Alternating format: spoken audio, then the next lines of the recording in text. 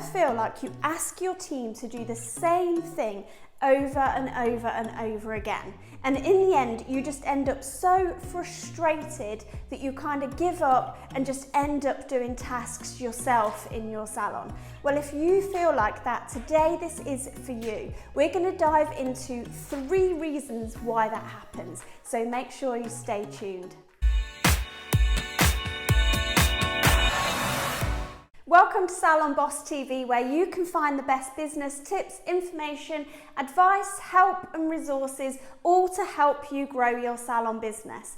I'm Jessica Crane and I'm business coach for salon owners, and I've been helping hundreds of salon owners to increase their profit and to have the business of their dreams. So make sure that you hit the bell and subscribe so that you get notified when we drop a brand new video here on our YouTube channel every single Monday.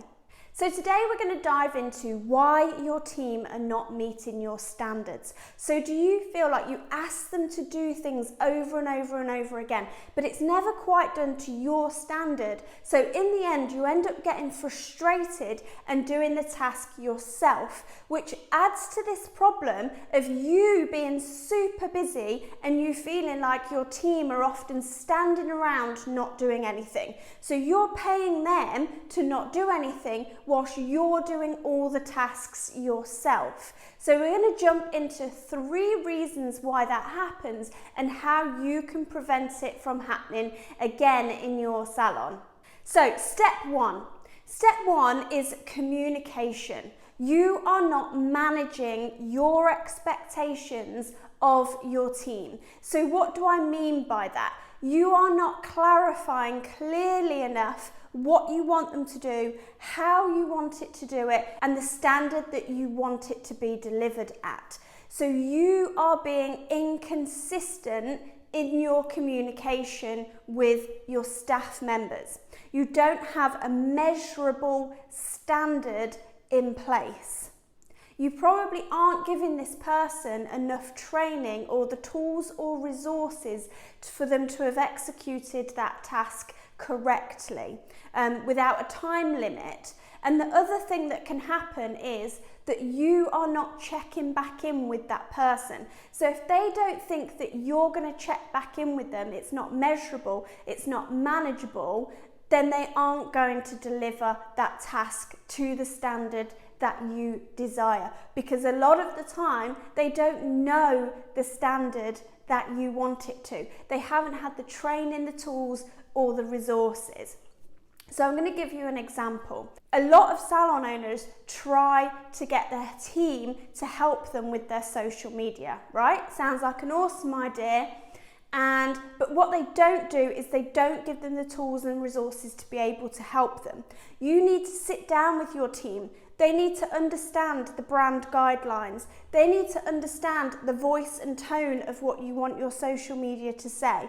They need to understand who the ideal client is. They need to understand what purpose, what end result are you trying to get with this social media. They need to understand what standard of images are okay and what standard of images are not okay. You need to teach and train them how to do it before they can execute it to the standard that you want. You need to show them examples. You need to coach those team members alongside you. You need to give them feedback and say, this is awesome because this area needs improvement, because maybe this tone of voice wasn't quite correct. Maybe they didn't use the brand colours in the way that you wanted them to, right? You can't just give them a task once and because they didn't deliver it to your standard, because they didn't mind read you, you've took it back off them and done it yourself because you perceive that to be quicker. And it might be quicker short term, but long term, it's going to leave you in this kind of pattern of you doing everything. And that's because you're focusing on the short-term solution rather than the long-term solution, where you're going to have to put some time, some training plans in place, for this team member to deliver things at your standard, okay? So the first one is communication, it's being consistent, and it's putting the training, the tools, the resources, and the time into that person and coaching them so that they can get the results that you want. Step number two is the fact that for 99% of salon owners, you don't have systems and processes in place. So what you're doing is you're relying on your team to listen to your verbal instruction and to then deliver that task or whatever it is that you've asked them to do from memory. Now, let me just share with you why that is a crazy expectation, okay? When you have systems and processes, everything is written down in a step-by-step. There's examples, there's training, there's things that they can refer back to remind them how to do it. Now, without systems and processes, you are relying on them to remember everything that you've told them and then execute a task from memory, okay? So the reason that is completely ludicrous is because I can guarantee that all of your team are humans, right? Within 1 hour of somebody being told a set of instructions, they will forget 50%. And that's not because they're stupid, it's because they're human. That is a fact. When humans have been given a verbal list of instructions, they will forget over 50% 1 hour later, right? So if you said, oh, next Tuesday, could you do XYZ for me, right? After 24 hours, 70% of what you've told somebody is forgotten.